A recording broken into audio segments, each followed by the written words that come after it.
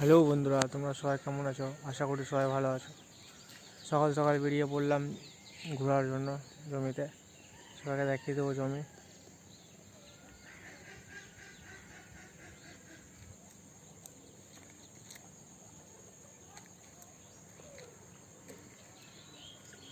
এটা কি যে গ্রামের জমি জায়গা এত সুন্দর লাগে দেখতে। আর হচ্ছে সকালের ভোরের নাজারাটা খুব সুন্দর লাগে দেখতে। আর